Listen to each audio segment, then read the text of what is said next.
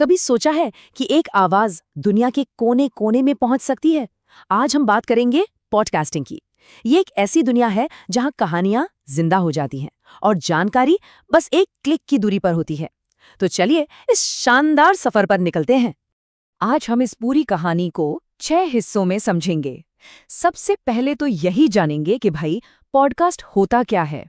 फिर देखेंगे कि लोग क्या सुनना पसंद करते हैं, इस इंडस्ट्री में पैसा कैसे बनता है, और फिर सुनने वाले से बनाने वाले का सफर कैसे तय होता है। और आखिर में हम भविष्य पर भी एक नजर डालेंगे। तो चलिए शुरू करते हैं सबसे पहले और सबसे जरूरी सवाल से। आखिर ये पॉडकास्ट है क्या चीज? देखिए, पॉडकास्ट शब्द बना है आईपॉड और ब्रॉडकास्ट को मिलाकर। मतलब इसे एक ऐसा रेडियो शो समझिए जिसे कोई जब चाहे, जहां चाहे, अपनी मर्जी से सुन सकता है। जो कल एक छोटा सा आइडिया था, वो आज पूरी दुनिया में एक सेंसेशन बन चुका है। और इसकी पॉपुलैरिटी का अंदाजा इस बात से लगाइए कि दुनिया भर में लगभग 57% लोग रोजाना पॉडकास्ट सुनते हैं। जी हाँ, रोज। ये कई लोगों के लिए सुबह की चाय या जिम रूटीन का एक जरूरी हिस्सा बन गया है। ठीक है, तो ये तो साफ है कि लोग पॉडकास्ट सुन रहे हैं, पर सवाल ये है कि आखिर वो सुन क्या रहे हैं। चलिए अब सुनने वालों की दुनिया में थोड़ा और गहरे उतरते हैं। तो लिस्ट में सबसे ऊपर क्या है? एंटरटेनमेंट और पॉप कल्चर। लोगों को अपने पसंदीदा स्टार्स की बातें, मजेदार किस्से, कहानियां सुनना बहुत पसंद है। इसके ठीक बाद नंबर आता है न्यूज़ और पॉलिटिक्स का, और फिर टेक्नोलॉजी का। और लोगों को नए पॉडकास्ट के बारे में पता कैसे चलता है? ज्यादातर लोग अपने दोस्तों या परिवार वालों से ही पूछते हैं, अरे कुछ अच्छा सुनने के लिए बताओ। जी हाँ, लगभग 69% लोग दूसरों की सलाह पर ही नए शो सुनते हैं। मतलब वर्ड ऑफ माउथ आज भी सबसे पावरफुल है। अच्छा, तो लोग पॉडकास्ट सुनते ही क्यों हैं? सबसे बड़ी वजह है एंटरटेनमेंट।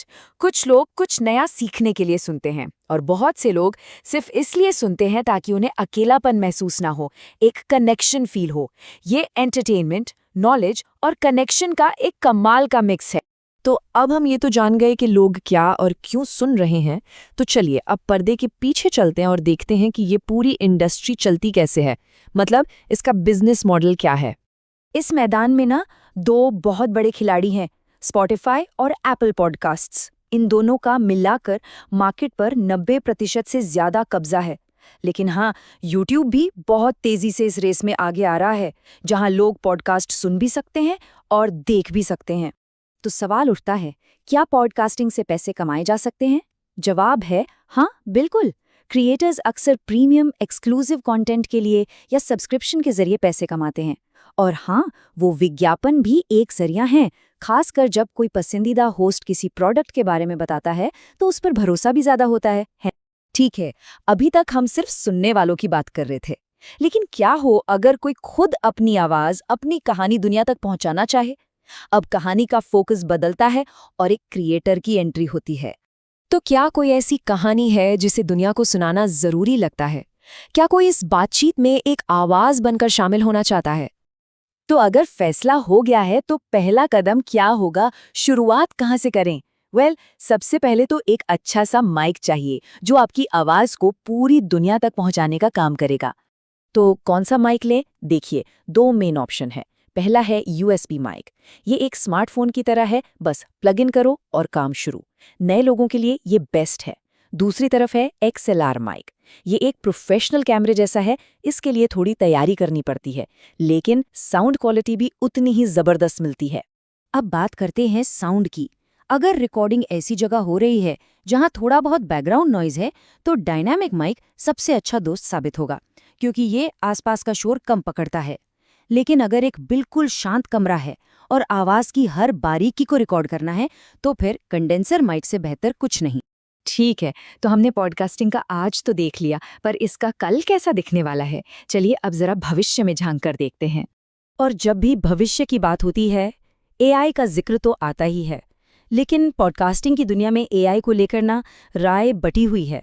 40% से ज्यादा क्रिएटर्स को लगता है कि इसका बुरा असर पड़ेगा, जबकि सिर्फ 21% को लगता है कि ये अच्छा होगा। तो ये एक बहुत बड़ी बहस है जो अभी चल रही है। और एक और बहुत मजेदार ट्रेंड सामने आ रहा है, सोचिए 2/3 से ज्यादा क्रिएटर्स मतलब लगभग 67% लोग अपने सुनने वालों से सीधे मिलना चाहते हैं, लाइव इवेंट्स करना चाहते हैं। मतलब पॉडकास्ट अब सिर्फ हेडफोन्स तक सीमित नहीं है, बल्कि एक लाइव एक्सपीरियंस बनता जा रहा है।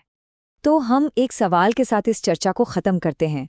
जैसे जैसे टेक्नोलॉजी बदल रही है, हमारी कहानियां कहने और सुनने का तरीका कैसे बदलेगा? भविष्य में हम क्या सुन रहे होंगे? उस भविष्य की आवाज कैसी होगी? इस पर सोचना बहुत दिलचस्प है।